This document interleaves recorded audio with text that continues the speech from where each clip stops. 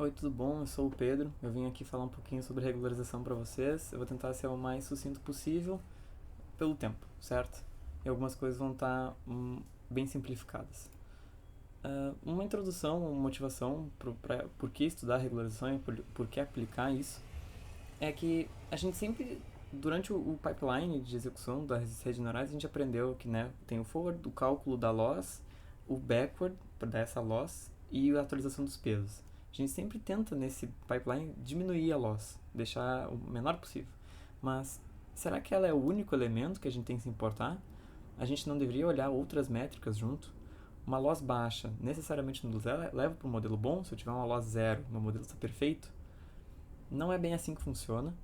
E a gente, porque no fim das contas a gente deveria olhar outras métricas de teste também. Porque nada me adianta o meu modelo estar perfeito nos dados de treino e ele não conseguir generalizar esse treino, aplicar essa performance nos dados de validação ou de teste ou qualquer outro dado que ele não viu.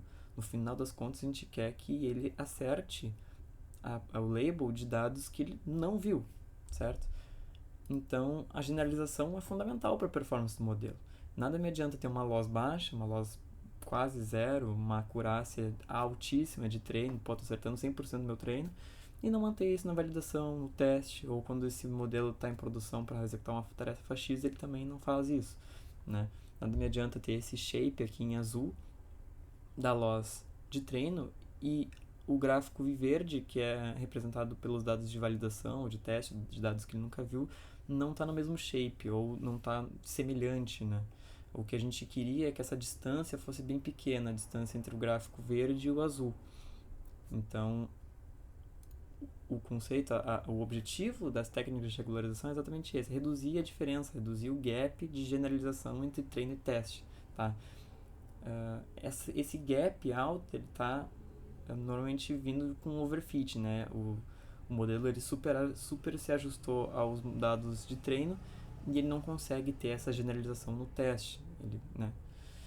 Então, as técnicas de regularização funcionam muito bem quando há muitos atributos onde cada um deles contribui um pouco para prever a função de x, certo?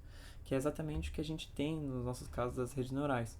A gente, em outras disciplinas de aprendizagem de máquina, a gente provavelmente você deve ter visto, é que existem técnicas para tentar diminuir esse gap também. Por exemplo, reduzir a dimensionalidade do nosso dataset com técnicas como o PCA. Mas eu lembro das aulas do Rodrigo que ele falava que a gente sempre constrói, para matar uma formiga, por exemplo, nossa tarefa X é matar uma formiga, a gente sempre constrói um canhão e daí depois a gente vai podando esse canhão para deixar o melhor possível. A gente nunca vai começar tocando pedra no bicho ou sei lá, fazer qualquer coisa meio inútil. A gente sempre tenta estourar a nossa tarefa X. Então, uma intuição por trás, seguindo essa lógica, é eu tentar criar um modelo linear ou um modelo polinomial para representar esses meus dados aqui, por exemplo. Então, eu vou pensar numa reta. Nitidamente, essa reta aqui, ela não representa bem os nossos dados, né? Tem vários dados, por exemplo, aqui daqui para cima, nada a ver com a reta, então de cara já dá para ver que isso aqui não tá bacana. Eu poderia criar um polinômio, um canhão com um grau muito alto. Só que daí, provavelmente, o que vai acontecer, o comportamento vai ser algo assim. Vai ser o superajuste. Isso aqui era ser um polinômio, tá? Um superajuste dos meus dados. E provavelmente isso aqui não vai dar muito certo. Caso eu tenha, provavelmente tendo os novos dados, eu vou ter dados, sei lá, por aqui, assim, dados nesse x rosa, e nitidamente esses x não estão passando pela curva, pelo polinômio que eu desenvolvi aqui. Então, ele está super ajustando aos dados, apenas aos dados que ele viu, e não a dados novos que poderão vir. Então, pode falar que um meio termo seria fazer uma parábola. E parece estar ok, realmente. Mas por que eu vou arrancar fora todos os meus graus de 3 ou mais se eu posso, se eu tenho um jeito de acalmar esses graus de 3 ou mais, por exemplo, e fazer com que eles não se destaquem muito, que eles tenham consigam representar alguma coisa, manter a complexidade no meu modelo, só que eles não pesarem muito e continuarem ali junto para me ajudar, caso o meu shape não seja perfeitamente uma parábola, que provavelmente não vai ser, certo? Então a intuição de usar regularização é essa. Eu não arranco nada fora, eu deixo meu modelo mais simples, mas eu não tiro fora os meus pesos. Eu tenho um trade-off ali de complexidade junto, certo? Então a intuição de usar regularização é exatamente esse. É fazer o gap, diminuir o gap entre teste e treino, mas sem arrancar fora meus dados, tentar manter também uma certa complexidade do meu modelo, certo?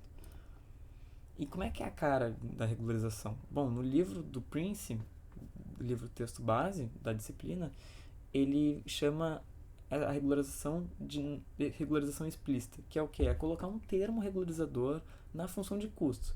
Essas equações são do livro, então a gente sempre tenta diminuir a função de custo L-φ qualquer, essa função pode ser, dependendo da nossa tarefa X, ela muda, né? E a gente vai acrescentar um termo G de φ com um escalar lambda. Esse escalar lambda vai representar o quão impactante G de φ vai estar na função de custo. E a gente tem que mexer nesse hiperparâmetro com uma certa delicadeza, porque independente do que eu substitua esse G de φ por alguma função, se eu colocar esse escalar lá em cima, ele vai multiplicar G de φ e vai dar a minha loss sempre vai dar um número muito alto, e daí quando eu for passar isso pros pesos, atualizar meus pesos, eu sempre vou dizer que minha loss está mais alta, que está tudo errado. Então os pesos na licença poética, eles são obrigados eles vão olhar, pá, eu não vou mexer então, porque para qualquer lado que eu vá, eu tô errando, então eu não vou mexer. Isso é na teoria que acontece caso esse lambda seja altíssimo, certo? E se esse lambda for praticamente zero, bom, o termo regularizador não está sendo afetado, não tem representatividade nenhuma do termo regularizador, então é como se fosse minha função de custo mesmo. Aí fica normal, o termo nem é como se ele fosse irrelevante, certo? E por que colocar esse termo aqui junto com a função de custo? Bom, se tu for ver, a nossa função de custo ela é um pouco problemática, porque a gente não consegue representar na teoria para a prática direito. Porque o que acontece? Quando a gente vai atualizar os nossos pesos, a gente usa a derivada da função de custo em relação aos pesos. Só que a derivada ela usa limite no seu cálculo teórico. E limite, ou seja, a taxa de mudança da derivada ela é infinitamente pequena. E a gente não consegue representar essa mudança infinitamente pequena. Ainda mais que a gente está multiplicando por um escalar alfa. Esse escalar alfa, normalmente é 10 na menos 3, na menos 5, na menos 8, enfim, alguma coisa assim. É um número pequeno, mas não é um número infinitamente pequeno. Então, utilizando a derivada desse jeito para a atualização dos pesos, a gente faz com que haja um desvio na curva de loss teórica, que é representada aqui pelo azul escuro, e o que acontece na prática é que haja esse desvio com esse azul cian. Então nada mais justo do que a gente colocar algum termo para tentar empurrar para a loss ideal, para devolver esse desvio, por exemplo. Então a gente já faz esse desvio implicitamente, certo? É isso que o Prince quis dizer com a regularização implícita, que a gente já faz isso. Eu quis trazer isso porque eu achei a leitura um pouco desconfortável, então eu quis sumarizar isso nessa aula. Bom, então, que funções G de φ a gente vai substituir esse G de φ? A gente pode substituir, por exemplo, por o peso, os φ pesos, né, ao quadrado, que é o que a gente chama de regularização L2. Normalmente, quando a gente está usando essa regularização, a gente divide lambda por 2 aqui, porque a gente agora vai ter que derivar. Lembrando, botei a colinha aqui em cima, a atualização dos pesos é a derivada da função de custo, só que agora a função de custo tem esse termo regularizador na jogada, então a gente vai ter que derivar ele também. Então, quando a gente está usando L2, esse 2 aqui do quadrado vai descer e a gente vai cortar com o denominador de lambda, certo? Então, o que acontece com essa fórmula, né? O que acontece qual é o impacto de substituir g de φ por essa função aqui? Bom, fazendo um algebrismo básico aqui, eu botei uma anotação aqui que a derivada da função de custo L em relação aos pesos W aqui significa LO, que eu deixei aqui no cantinho. Mas o que importa aqui nessa aula é do menos para a direita.